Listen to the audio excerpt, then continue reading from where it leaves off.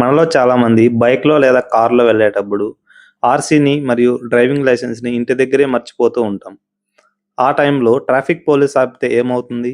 Fine పడుతుందా? మొబైల్‌లో చూపిస్తే యాక్సెప్ట్ చేస్తారా?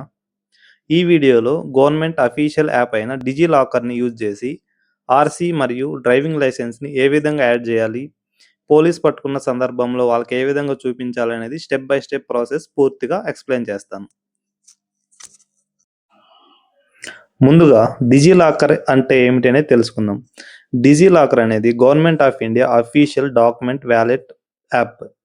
ఇందులో మనం Aadhaar card, driving licence, vehicle documents, PAN card మరెన్నో గవర్నమెంట్ సంబంధించిన డాక్యుమెంట్స్ అన్నీ ఇక్కడ సెక్యూర్‌గా స్టోర్ చేసుకోవచ్చు.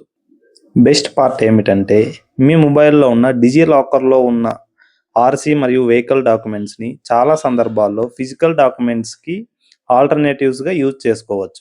ఇప్పుడు మనం ఈ డిజిలాకర్‌ని ఏ విధంగా ఇన్‌స్టాల్ చేయాలో చూద్దాం. మీ మొబైల్‌లో ప్లే స్టోర్‌కెళ్ళి డిజిలాకర్ అనే యాప్‌ని డౌన్‌లోడ్ చేయండి. ఇక్కడ క్లిప్‌లో కూడా నేను మెన్షన్ చేస్తాను ఆ యాప్‌ని.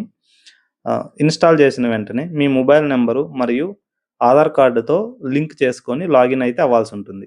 ఇప్పుడు వెహికల్ ఆర్‌సీని ఏ విధంగా డిజిలాకర్‌లో యాడ్ చేయాలో చూద్దాం. ఫస్టు ఇష్యూడ్ ఐటెమ్‌లోకి వెళ్ళండి. ఇష్యూడ్ డాక్యుమెంట్స్‌లోకి వెళ్ళండి. ఇక్కడ మినిస్ట్రీ ఆఫ్ ట్రాన్స్‌పోర్ట్‌ని సెలెక్ట్ చేసుకొని ఏ స్టేట్‌లో అయితే వెహికల్ రిజిస్టర్ అయ్యారో ఆ స్టేట్‌ని సెలెక్ట్ చేసుకోండి.